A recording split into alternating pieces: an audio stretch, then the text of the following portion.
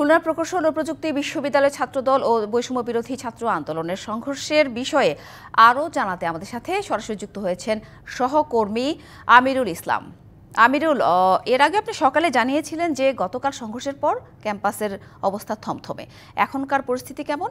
আর 5 দফা দাবি আদায়ে শিক্ষার্থীরা যে আলটিমেটাম দিয়েছে দুপুর 1টা পর্যন্ত, এর মধ্যে সমস্যা সমাধানের প্রশাসন থেকে কি কোনো ধরনের আলোচনার উদ্যোগ নেওয়া হয়েছে কিনা, আর কোনো তথ্য থাকলে তাও জানাবেন।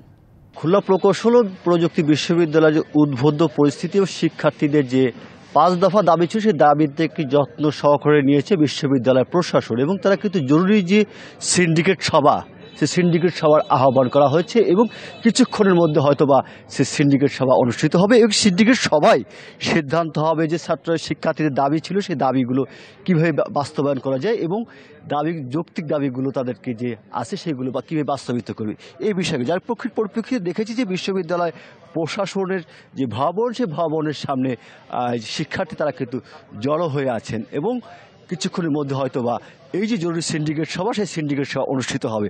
ইতিমধ্যেই সদস্যরা আসতে শুরু করেছে এবং একটি বিষয় থেকে যাচ্ছে যে বৈষম্য বিরোধী ছাত্র আন্দোলন এবং ছাত্র দলের সঙ্গে যে সংঘর্ষে কিন্তু ছাত্রদলের বহিরাগত যারা আছে তারাও কিন্তু জড়িয়ে পড়েছে। মাঠের অলরাউন্ডার আমি, আর ঘরের অলরাউন্ডার টাইলক্স।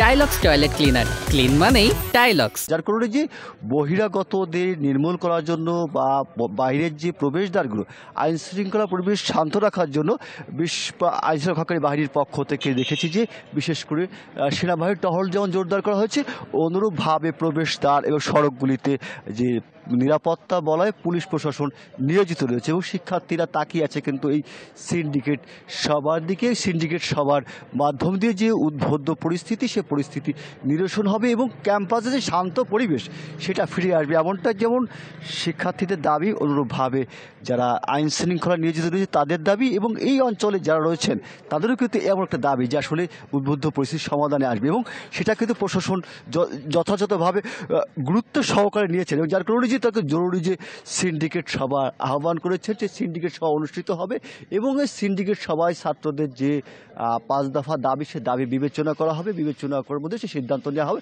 যার মধ্য দিয়ে যে বিশ্ববিদ্যালয় শান্ত পরিবেশ ফিরে আসবে, এমনটাই সকলের প্রত্যাশা। এটাই ছিল সর্বশেষ অবস্থা। সাথী, ধন্যবাদ আমিরুল।